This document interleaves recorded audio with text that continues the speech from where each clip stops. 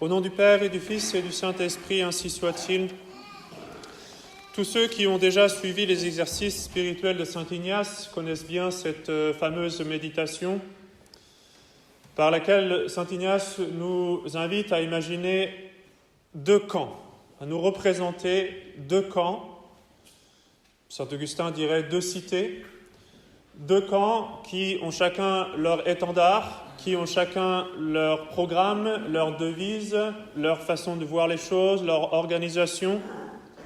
Et dans ces deux camps, eh bien forcément, il y a une certaine unité, une certaine union, mais qui est bien différente entre le camp de notre Seigneur, où il y a une union dans la charité, c'est l'union du Saint-Esprit, et entre le camp du démon, où au contraire, c'est l'union de la tyrannie, c'est l'union du despotisme, de la crainte par l'effet de Lucifer, Satan lui-même, qui effraie tous ceux qui lui sont subordonnés, malgré toutes les invitations mielleuses que l'on peut vous donner pour que vous entriez dans ce camp. Mais le fait est que nous sommes donc dans une situation de bataille. Saint Ignace nous demande de faire cette méditation justement pour choisir notre camp et pour comparer un petit peu le fonctionnement de ces deux camps. Mais ces deux camps se préparent à la bataille et en réalité nous sommes déjà dans cette bataille et cette bataille est bien avancée. Et le mois d'octobre et cette fête aujourd'hui de Saint-Michel, c'est l'occasion pour nous de nous rappeler cette dimension spirituelle du combat qui a lieu. Saint Paul écrivait aux Éphésiens: « Ce n'est pas contre la chair et le sang que nous avons à lutter, mais contre les principautés et les puissances, contre les dominateurs de ce monde de ténèbres, contre les esprits de malice des régions célestes. » Ce n'est pas contre la chair et le sang. Et pourtant, parfois, il y a des hommes, certainement, qui nous persécutent. Ce sont des hommes qui mettent en place des lois impies. Ce sont des hommes qui, sur la terre, accomplissent le règne de Satan. Mais ces hommes travaillent pour quelqu'un qu'on ne voit pas, mais qui est bien actif, à savoir justement Satan. Et en traversant la ville de Nantes ou tout autre endroit, on peut assez facilement s'imaginer, se mettre un petit peu à la place de Satan qui parcourt son travail. Vous savez, c'est comme un général qui vient de conquérir une province et qui traverse les ruines. Il voit une ville complètement détruite.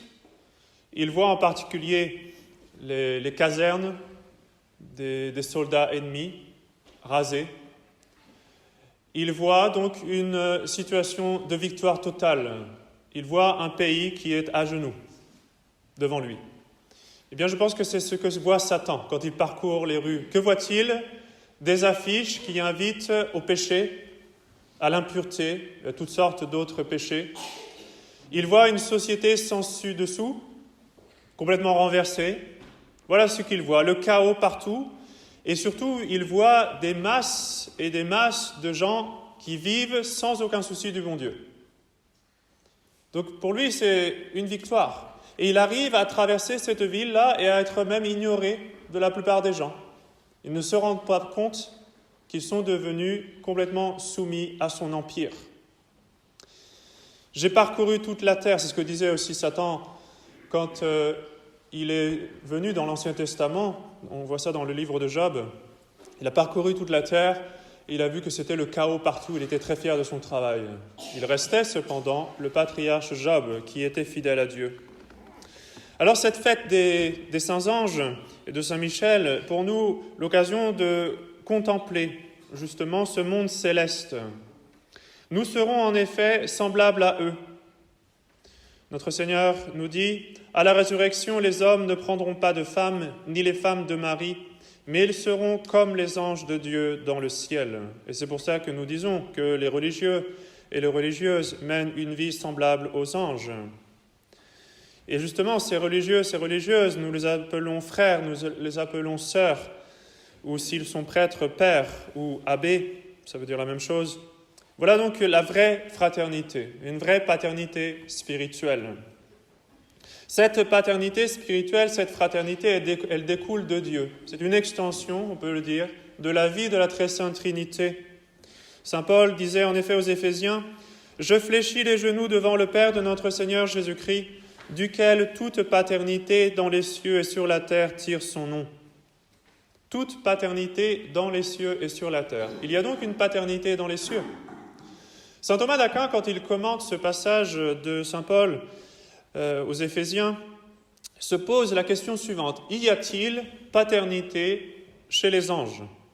Chez les hommes, chez les animaux, évidemment, il y a paternité biologique, et cela s'entend d'une façon purement physique, corporelle, biologique. Mais pourtant, on parle aussi d'une paternité spirituelle. On peut l'entendre dans un sens catholique, comme on l'a dit. Quand vous vous adressez, par exemple, en confession au prêtre, vous dites « mon père », ou quand vous voyez un prêtre dans la rue, « monsieur l'abbé », ça veut dire la même chose.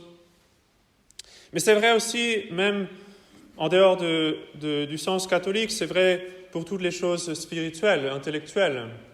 On peut dire de quelqu'un qu'il est le père, par exemple, d'une invention, ou qu'il est le père d'une philosophie. On peut dire de Descartes qu'il est le père de l'idéalisme, par exemple, et de la philosophie moderne.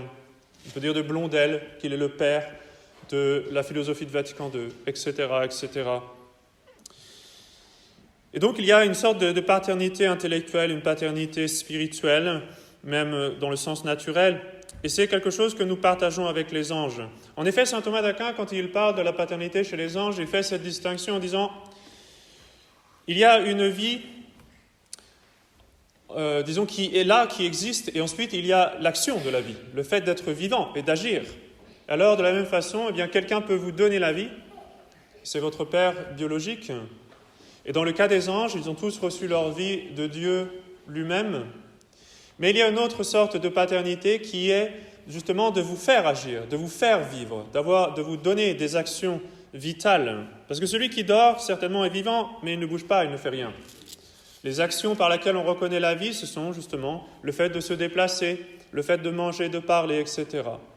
Et alors les anges aussi peuvent avoir une sorte de paternité spirituelle dans ce sens-là, un peu comme quelqu'un que vous pourriez peut-être dire, dont vous pourriez dire qu'une personne qui est si bonne, par exemple, qui vous aide tellement, on pourrait dire elle est comme une mère, ou il est comme un père, parce qu'il vous aide, parce qu'il vous assiste, parce qu'il vous guide. Eh bien, chez les anges, la même chose se produit.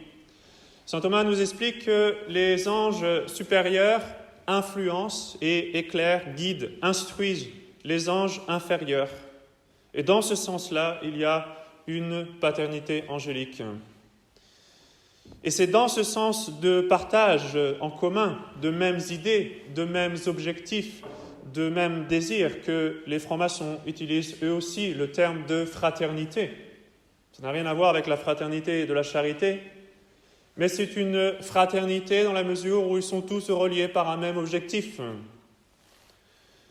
Et c'est un terme donc que l'on retrouve même chez des institutions mondialistes ou révolutionnaires. Et d'ailleurs, notre Seigneur fait allusion d'une certaine façon à cette fraternité diabolique, parce que s'il y a fraternité, s'ils sont tous frères, qui donc est le Père ? D'où viennent ces idées, cette influence ? Bien, notre Seigneur dans l'Évangile y répond. Il dit aux pharisiens, dans l'Évangile de Saint Jean, au chapitre 8, « Vous faites ce que vous avez vu chez votre Père. » Il leur dit encore, « Vous faites les œuvres de votre Père. » Et encore plus explicitement, « Vous avez le diable pour père, et vous voulez accomplir les désirs de votre Père. Il a été homicide dès le commencement, et il n'est pas demeuré dans la vérité, parce qu'il n'y a pas de vérité en lui. Lorsqu'il profère le mensonge, il parle de son propre fond, car il est menteur et père du mensonge. » Donc voilà le genre de paternité que le démon peut avoir. C'est la paternité du mensonge et la paternité du péché, des mauvaises œuvres. Donc quand vous faites des mauvaises œuvres, vous faites les œuvres des enfants du démon, des enfants de Satan. Alors, il est important maintenant d'analyser et de considérer cette sorte de fraternité diabolique ou de filiation diabolique pour s'en prémunir. Et pour cela, il suffit de contempler brièvement la tentation du démon quand Satan est venu voir notre Seigneur dans l'Évangile. Je vais seulement m'arrêter à deux choses. La première chose, c'est la première tentation quand le démon vient trouver notre Seigneur pour lui dire de transformer les pierres en pain. Donc on voit qu'il invite à s'inquiéter des choses de cette terre.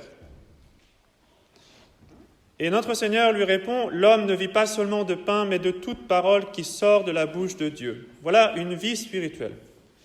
Il y a une vie qui est de vivre de la parole de Dieu. Mais souvenez-vous, pour vivre de la parole de Dieu, il s'agit d'être influencé par cette parole de Dieu, c'est-à-dire de la suivre, de l'accomplir. Ce n'est pas uniquement entendre la parole de Dieu et après faire les actions du démon. C'est entendre la parole de Dieu et l'accomplir. Alors nous serons vraiment enfants de Dieu. Et pour la dernière tentation, le diable transporte notre Seigneur sur une grande montagne. Et si vous vous souvenez, il montre à notre Seigneur tout le royaume de la terre. Et à ce moment-là, il lui dit, « Je vous donnerai toutes ces choses si vous prosternant, vous m'adorez. » On voit que le démon associe la domination du monde au fait de l'adorer. Ce qui en dit très long, ce qui est très intéressant. Mais on remarque, quand il demande cela, par conséquent, que la première étape déjà, c'est de chercher le confort sur la terre, le pain, et surtout de ne pas adorer le bon Dieu. Il va falloir adorer quelqu'un d'autre. C'est répéter ce cri de rébellion de Lucifer, « Non serviam », je ne servirai pas, je ne suivrai pas la loi de Dieu. La parole de Dieu qui fait vivre spirituellement, je n'en veux pas. Non serviam. Et ensuite, la deuxième chose, c'est le refus de la croix.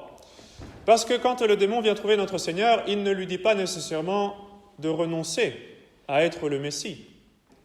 Il lui dit de renoncer à la croix. Parce que comment est-ce que notre Seigneur devait justement devenir le Christ roi?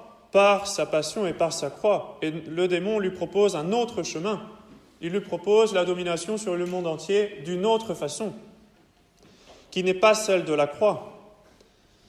Voilà le genre de Messie que le démon propose, un Messie sans croix. C'est l'Antéchrist. Ce sera ça, l'Antéchrist, un Messie sans croix. Et ces deux caractéristiques essentielles, le refus d'obéir au bon Dieu et le refus de la croix, sont des caractéristiques essentielles du satanisme.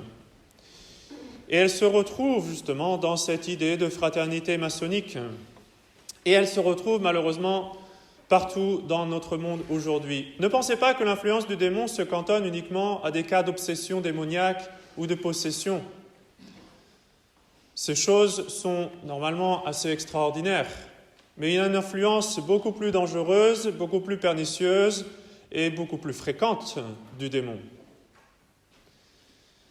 Quand nous assistons à la messe, quand nous venons adorer notre Seigneur dans le Saint-Sacrement, ordinairement, il n'y a pas de miracle, mais nous savons que notre Seigneur est là et nous bénéficions de son influence. Nous le savons dans la foi. Eh bien, la plupart du temps, le démon, lui non plus, ne fait pas de choses extraordinaires et de prodiges, mais il est bien là et il est certainement très actif. Ne vous y trompez pas. La première caractéristique donc de l'influence diabolique, c'était le refus d'obéir au bon Dieu, c'est-à-dire de faire complètement abstraction de Dieu, de vivre comme s'il n'y avait pas de Dieu. C'est ça que le démon a voulu faire quand il se rebellait contre ce que le bon Dieu lui proposait, de rester dans le naturalisme, c'est-à-dire de vivre sans Dieu, de créer un monde, un ordre sans Dieu, d'être ainsi son propre Dieu. Voilà quelque chose de peut-être beaucoup moins extraordinaire, mais de beaucoup plus important. Le naturalisme, la volonté de vivre sans Dieu. Nous sommes dans une société justement qui n'est pas du tout définie par le bon Dieu, qui rejette la loi de Dieu, qui vit comme s'il n'y avait pas de Dieu, qui en fait complètement abstraction, qui n'en parle pas. Et malheureusement, ce naturalisme, il a tendance à contaminer, à se répandre même chez les catholiques.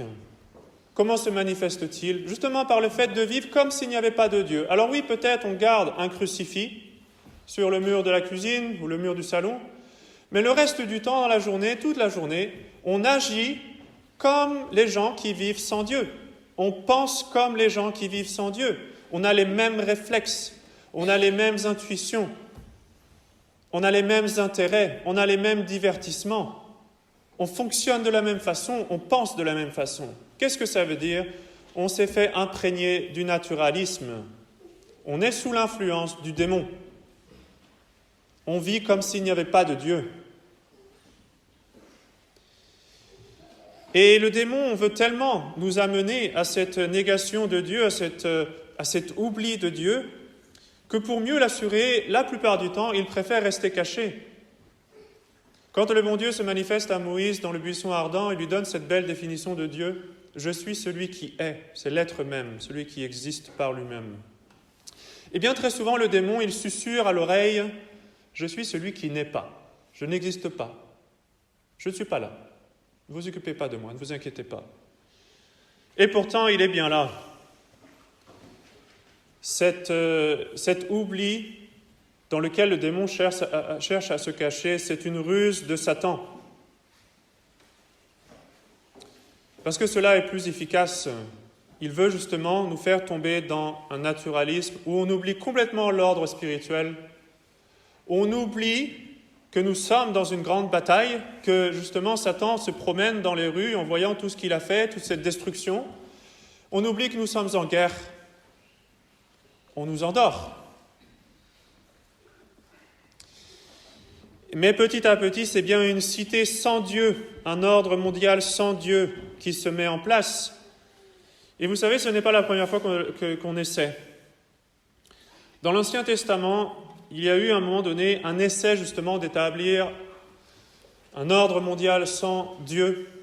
C'est ce qui s'est passé à l'épisode de la tour de Babel. Quand toute l'humanité s'était réunie pour construire une grande ville, au milieu de laquelle il y aurait une grande tour, une grande ville à la gloire de l'humanité, nous sommes tous frères, mais sans Dieu. Et même contre Dieu, il fallait faire une tour suffisamment grande, comme ça si jamais le bon Dieu envoie à nouveau un déluge, on peut lui échapper. On ne sera pas victime du châtiment de Dieu. Bon courage, ça ne fonctionne pas évidemment. Mais enfin c'était l'idée, de faire une tour suffisamment grande pour échapper au châtiment de Dieu, comme ça, plus besoin de s'inquiéter de sa loi. Plus besoin de tenir compte de ses commandements. On n'aura plus besoin de répondre à Dieu. Et alors que les hommes étaient dans cette sorte d'illusion de fraternité sans Dieu, saint Augustin nous explique qu'en réalité, ils étaient en train de tomber petit à petit tous sous la tyrannie d'un certain Nemrod, qui est mentionné dans la Sainte Écriture au moment où ils construisent la tour de Babel. Ce Nemrod était en train d'établir une tyrannie absolue, qui ultimement serait une tyrannie aux démons. Mais le bon Dieu n'a pas permis que cette tyrannie soit mise en place. Eh bien, prions aujourd'hui Saint Michel qu'il arrête également les projets des successeurs de Nemrod, qui essaient eux aussi d'établir ce genre de fraternité qui est une illusion, qui nous fait tomber dans la tyrannie du démon.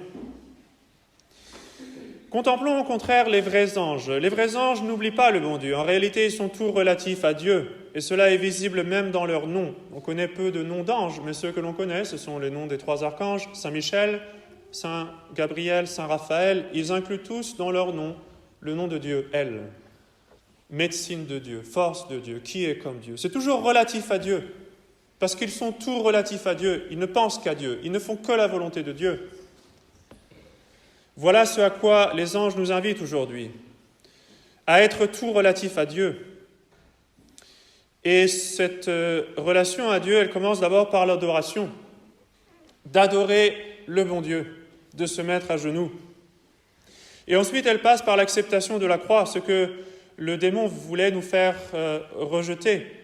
Il a essayé de détourner notre Seigneur de sa croix. Et c'est pourquoi, si vous vous rappelez bien, dans l'Évangile, à un moment donné, Saint Pierre lui-même essaie de détourner notre Seigneur de la croix en lui disant « Cela ne vous arrivera pas ». Et que lui dit notre Seigneur ? « Arrière Satan ». Il dit ça à Saint Pierre, parce que Saint Pierre est en train d'essayer de le détourner de la croix. Et le démon va essayer, vous aussi, de vous détourner de la croix en vous faisant croire « Vous êtes fils de Dieu ».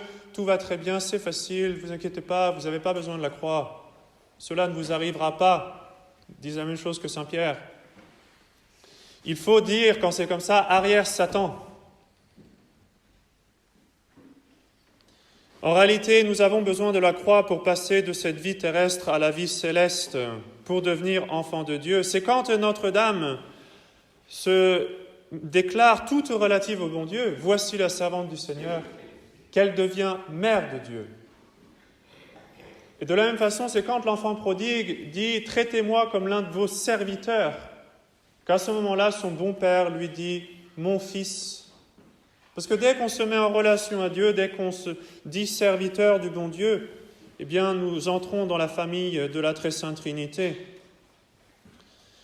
Et les personnes divines elles-mêmes sont constituées par cette sorte de relation mutuelle. Vous voyez, le nom que les saintes personnes de la Très Sainte Trinité portent, d'abord à commencer par la première personne, Père. C'est ce qu'il définit. C'est Dieu, le Père, c'est tout. Il n'a pas d'autre nom. C'est le Père. Il est défini par cette relation qu'il a envers son Fils.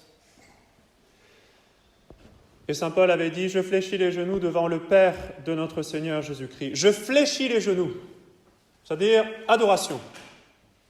Je fléchis les genoux devant le Père de notre Seigneur Jésus-Christ, duquel toute paternité dans les cieux et sur la terre tire son nom.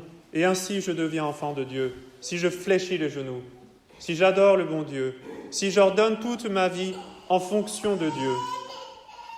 Et cette relation à Dieu, elle doit se manifester dans la pratique. Et elle se manifeste comment ? Souvenez-vous, notre Seigneur nous a dit « C'est à ceux-ci que l'on reconnaîtra que vous êtes mes disciples, si vous vous aimez les uns les autres. » Donc sur cette terre, cette relation envers Dieu se manifeste par les œuvres de miséricorde, par notre charité fraternelle. Voilà la vraie fraternité qui découle nécessairement de notre filiation divine. Si nous sommes enfants de Dieu, alors nous devons pratiquer la charité fraternelle, d'où les termes de frère, de sœur, de mère, de père et d'abbé qui manifestent cette communion des saints. C'est le signe que notre Seigneur nous a donné. Et donc pour conclure, ne vous trompez pas, ne tombez pas dans l'illusion de croire que oui, peut-être dans certains pays le démon est actif, il y a encore des possessions ici et là, mais chez nous c'est très rare. Ne vous y trompez pas. Cette influence naturaliste que l'on trouve partout, c'est l'influence du démon. C'est le démon qui instaure cet ordre sans Dieu, et son influence n'a jamais été aussi grande. On peut vraiment s'imaginer le démon répéter ces paroles que l'on trouve dans le livre de Job. « J'ai parcouru toute la terre. » Il a regardé toute la terre, il a vu le désordre qu'il a mis partout. C'est bon, la terre est conquise. Mais vous savez que Job était fidèle, et alors que se passa-t-il ? Le démon alla l'attaquer de façon particulière. Eh bien, ne soyez pas dans l'illusion, le démon va continuer à vous attaquer, vous, de façon particulière, si vous cherchez à rester fidèle à Dieu. D'où l'importance de se mettre sous la protection de Saint Michel et des saints anges, justement pour se protéger du démon, de l'influence du démon. Quand Notre-Dame a accepté l'incarnation, quand elle s'est déclarée la servante du Seigneur, elle l'a fait sous la bonne influence d'un ange, Saint Gabriel. C'est lui qui l'a invité ainsi à se mettre tout en relation à Dieu, en se déclarant sa servante et en devenant ainsi sa mère. Eh bien, prions les saints anges pour qu'ils nous influencent de la même façon, pour que toute notre vie soit tout à Dieu, tout ordonné à Dieu, et que nous détruisions dans tous les aspects de notre vie tout ce qui n'est pas pour Dieu, tout ce qui fait abstraction de Dieu, comme du naturalisme qui nous vient tout droit du démon. Au nom du Père et du Fils et du Saint-Esprit, ainsi soit-il.